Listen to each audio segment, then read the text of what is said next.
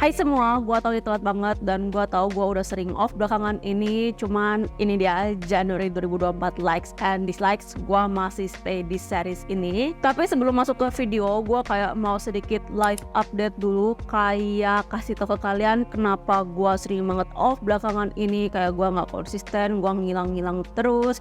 So ini dia.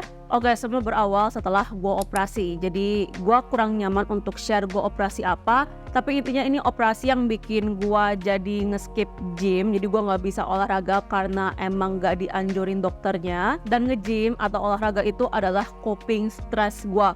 Kayak tiap gua ngerasa emosi negatif tuh gua kayak olahraga aja dan gua jadi mendingan. Tapi karena gua nggak ada pelampiasan atau coping stress yang oke selama periode healing itu, jadinya kayak mental health gue berantakan dan berakhir gue kembali minum antidepresan. Sebelumnya gue emang ada riwayat depresi, gue ada minum obat-obatan tapi udah lepas. Tapi karena masalah operasi ini jadinya ya naik lagi dan kembali ke medication. Dan di samping itu gue juga ke psikoterapi untuk BPD gue karena makin parah sejak kuliah dan pacaran. Buat yang nggak tahu, BPD itu namanya borderline personality disorder, bukan bipolar ya. Itu kayak dua disorder yang berbeda. Kalian bisa search lebih detail, tapi itu tuh kayak bikin gue kurang bisa mengontrol emosi negatif, tepatnya kemarahan. Jadi kayak gue tuh kalau marah selalu intens dan berakhir muncul gejala fisik. Pokoknya gak enak banget. Jadi makanya gue lagi berusaha untuk menata hidup gue. Kuliah sambil kerja itu bukan hal yang gampang. Dan ditambah lagi gue tuh kuliah 6 kali seminggu. Yes, hari Sabtu pun gue juga masuk. Jadi tuh menambah beban pikiran gue. Dan gue kayak overwhelmed dengan banyak to-do list. Dan kayak mesti manage waktu yang oke.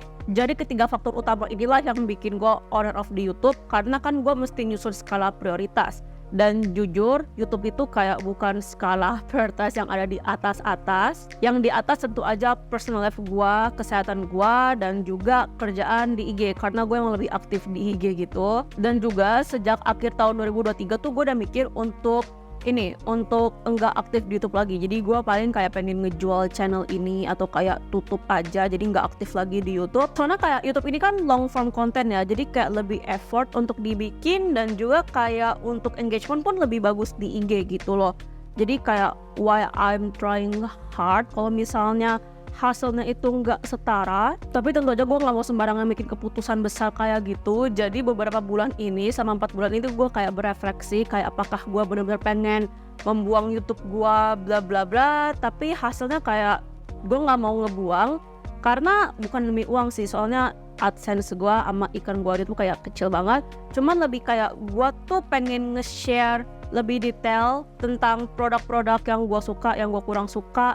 Pokoknya gue pengen ngejelasin hal-hal yang lebih panjang yang gak bisa gue share di IG gitu loh. Hal yang gue temukan setelah refleksi 4 bulan itu adalah gue itu emang suka sharing gitu loh. Terlepas ada uang atau enggak, kayak gue emang suka sharing, gue suka ngobrol kayak gini sama kalian. Jadi walaupun gak ada keuntungan dari segi finansial, terus juga viewsnya gak gede-gede banget, gue bakal tetap bikin YouTube simply karena ya gue mau gitu loh. Kayak gue tuh gak mau upload YouTube karena dipengaruhi oleh kondisi eksternal gitu loh, kayak jadwal kuliah, DLL. Tapi bukan berarti gue benci gitu, makanya gue gak mau bikin. So ya, jadi itu dia live update gue. Maaf kalau misalnya kedengaran depressing atau negatif, but ya langsung aja kita ke poin videonya, yaitu likes dan dislikes. Kayak biasa gue bakal share beauty items yang gue suka dan yang gue kurang suka selama Januari 2024. So ya, pertama dari likes dulu. Pertama, gue suka sama moisturizer dari Hana Sui. I think ini tuh pelembab 30 ribuan terbaik. Kayak hidrasi tuh beneran enak banget. Kalau misalnya gue pakai ini pas malam-malam, keesokan paginya tuh gue langsung glowing bouncy gitu loh, nggak kering dehidrasi. Padahal gue di ruangan ber-AC kayak 16 derajat. Gue juga suka sama teksturnya, nggak greasy atau lengket. Bisa dipakai untuk yang oily sekalipun. Ini bisa untuk all skin type sih, kayak nggak bikin kulit makin berminyak.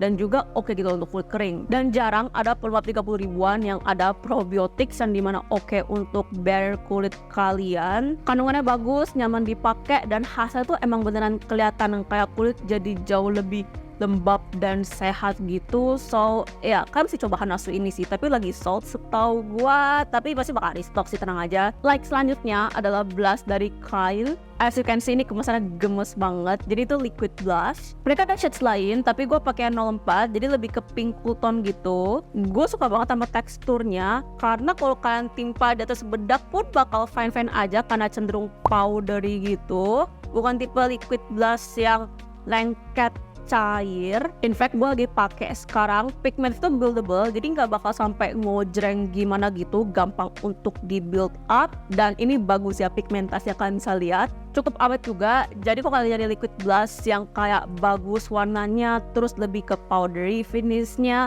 dan gak gampang longsor, gue rekomendasi ini sih dari Kyle. Masih di makeup, gue suka banget sama highlighternya Azarin. Jadi pas Januari 2024 tuh gue udah kerjasama dengan Azarin buat bikin one brand makeup tutorial di IG. Dan oh my god, gue kemana aja kayak makeup Azarin tuh bagus-bagus. Tapi di antara semuanya, gue paling cinta sama highlighternya. Kayak kalian mesti banget coba, kalian wajib beli. Sayangnya karena gue ceroboh, ini udah pecah. Tapi serius ini cantik banget finishnya. Gue suka highlighter yang partikelnya halus smooth gini. Awet juga, gue pakai ini terus panjang 2024 sampai pecah. Sadly, itu sih kekurangannya, gampang pecah, terlalu ringkih. Jadi kalian mesti hati-hati banget pas pakai ini. But overall, this is a really good highlighter. Masih di Azarin, gue juga suka sama eyeshadownya. Jujur gue bukan tipe orang yang suka pakai eyeshadow isi 4 gini kayak tanggung. Kenapa nggak pakai eyeshadow palette aja gitu loh. Tapi ini formulasinya bagus banget. Matte, glitter, dan shimmernya itu cakep. Pigmentasi itu oke. Tapi karena ini tuh isi 4,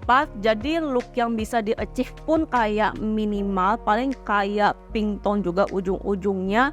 Jadi gue berharap Azalea keluarin eyeshadow palette karena bagus banget formulasinya. Tapi kok kalian lagi baru-baru belajar make up, terus kayak pengen achieve doin Korean look tanpa mau beli eyeshadow palette yang gede gitu karena berasa overwhelmed, cobain aja nih eyeshadownya Azarin. Gue pribadi emang suka warna pink, jadi gue rekomendasiin yang 01 ini.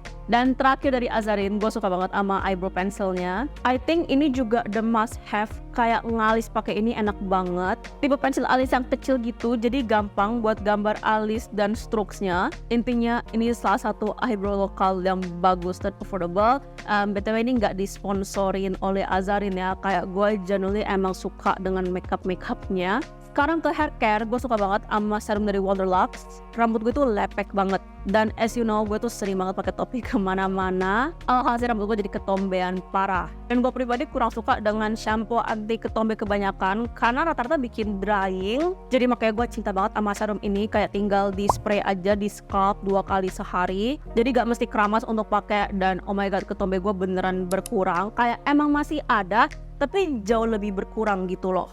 Dan ini juga water based, jadi bukan tipe hair serum yang greasy gitu. Tenang aja, dia tuh gak bikin rambut makin lepek. Jadi kalau kalian juga sama kayak gua bermasalah dengan rambut lepek ketombean, please cobain ini. Terus ke parfum, gue suka banget sama parfum Raw Morning ini. Ini mungkin parfum yang paling sering gue pakai selama Januari 2024. Kayak gue suka banget sama aromanya yang citrus. Tepatnya ini tuh aroma floral dengan hint citrus. Jadi makanya ada kesan feminim, modern, elegan, mahal, tapi juga fresh. Surprisingly, SPL itu bagus, kayak cukup awet dan juga projectionnya itu bagus. Ini tuh lebih ke aroma di pagi hari sih sesuai namanya, jadi lebih oke untuk daytime, kayak mungkin kalian pakai kantor atau kuliah. Nah ini aroma yang oke. Jadi kalau kalian suka aroma floral yang clean, musky, dan ada hint citrus dari lemon, gue bakal rekomendasiin ini. Terakhir masih di parfum, gue suka sama For Die Utopia. Oke, pertama look at this, ini kemasannya mewah banget. Mungkin parfum lokal dengan kemasan termewah.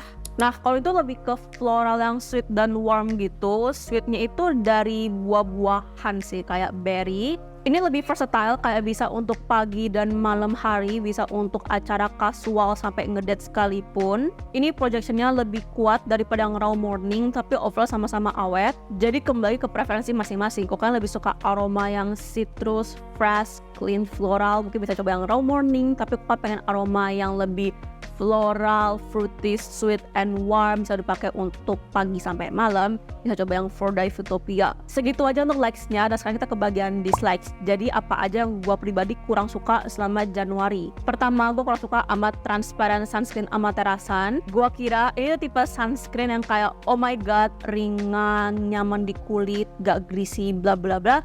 Tapi ternyata kurang sesuai dengan ekspektasi gue. Yes, karena ini transparan, jadi gak ada white cast, tapi terlalu greasy dan lengket di kulit gue. Karena gue cenderung oily, gue prefer sunscreen yang emang lebih lightweight dan kayak feels-nya kayak gak pakai apa-apa.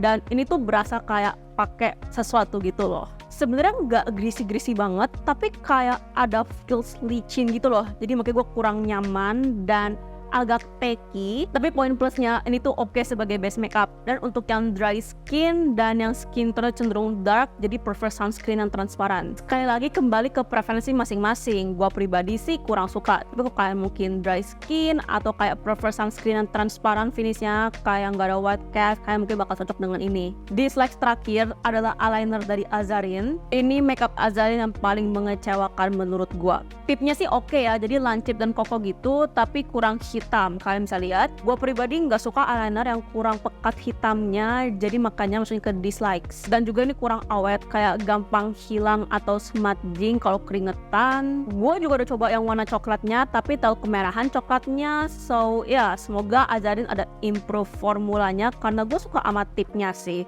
So ya, itu dia likes dan dislikes untuk bulan Januari kemarin. Sekali lagi, semua itu personal opinion gue. Makasih banyak untuk kalian yang masih stay nonton video gue yang sering ngilang-ngilang ini.